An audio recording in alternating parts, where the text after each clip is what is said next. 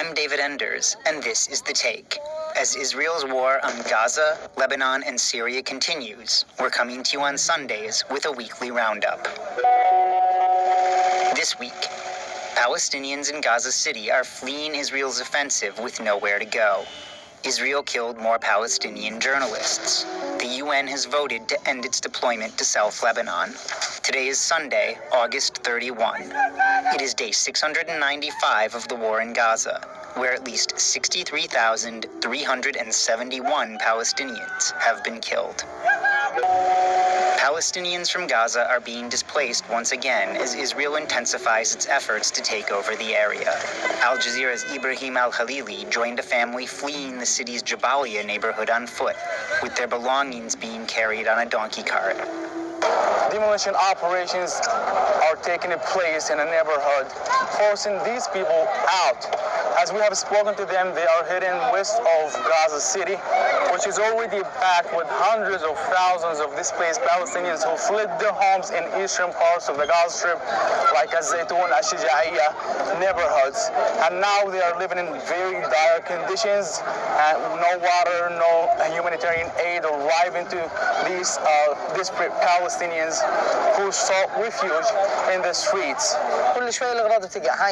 I can't even tie our things properly. They always fall off us and we have to tie them back up again. We left our area because the situation there was very dangerous. We don't know what to do and where to go. I'm heading towards West Gaza, but without knowing exactly where I should go. I was in the south and I couldn't find a place for myself to stay. Hopefully I can find a place to set up a tent. Everything here is useless and everywhere is unsafe. The Israelis attack every single place. I think our house has been leveled by now. On Monday, Israel struck a hospital in the city of Han Yunis twice, killing 5 journalists and at least 16 other Palestinians, including rescue workers who were responding to casualties caused by the first strike. Israel has killed at least 240 journalists and media workers in Gaza. Here's Al Jazeera's Hind Hodri. Palestinian journalists have been mourning their colleagues every single week. We just lost 4 colleagues of Al Jazeera in the past couple of weeks, and Palestinians are still mourning and grieving those journalists. Again today, a lot of my colleagues are now reporting on the incident and reporting on this attack just like I am, and for the first time we're running out of words. Our colleagues have been killed live on air. Palestinian journalists have been calling for protection, calling the international community for protection, but eventually and obviously there's zero protection for journalists across the Gaza Strip. On Thursday, the United Nations voted to end UNIFIL, its nearly 50-year-old peacekeeping mission on the still contested Lebanese-Israeli border.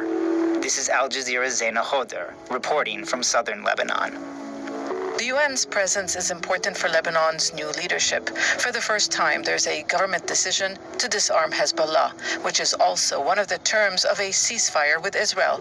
The army has moved into the south and begun dismantling the group's military infrastructure, and it's doing so with the help of the UN force.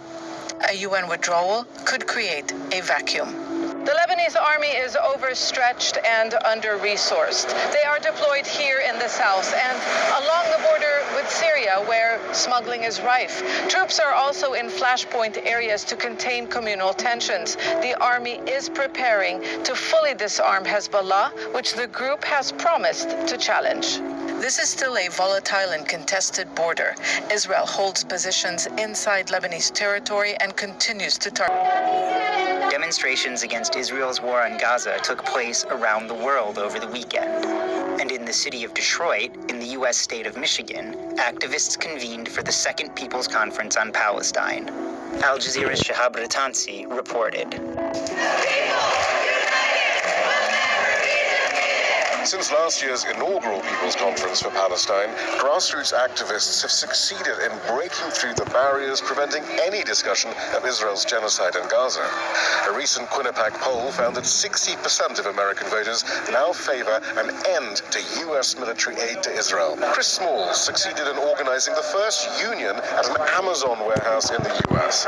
He also participated in a recent humanitarian flotilla to Gaza. The Israelis attacked the vessel he was aboard and singled him out for racial abuse and beatings. But he says the umbrella leadership of America's unions, the AFL-CIO, is actively stopping grassroots labor activism for Palestine. If our union dues are going towards politicians that are endorsing genocide, how can they say that they stand with the people of Palestine or even stand with the working class? They have to draw the line and they have to live by the morals that what they created, which is an injury to one is an injury to all. That's everybody. That doesn't exclude Palestinians. And that's the take for Sunday, August 31. Please join us again tomorrow.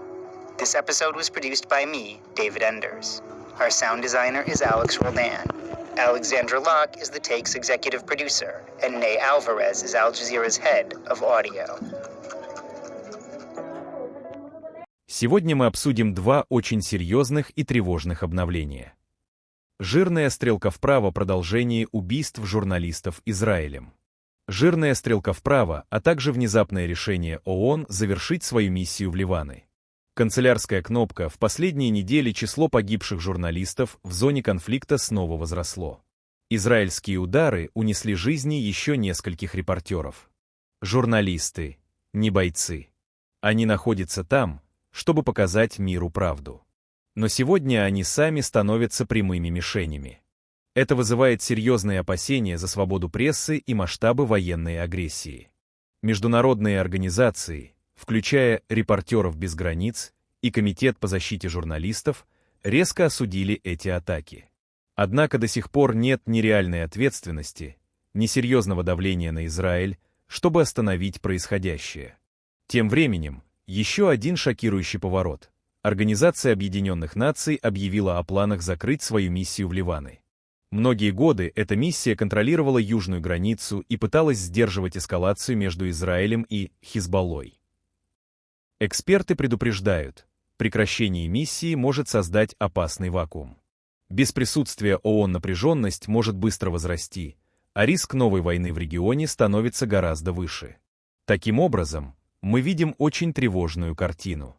Знак «Стоп» журналистов пытаются заставить замолчать с помощью насилия. Знак «Стоп» международные институты уходят из горячих точек.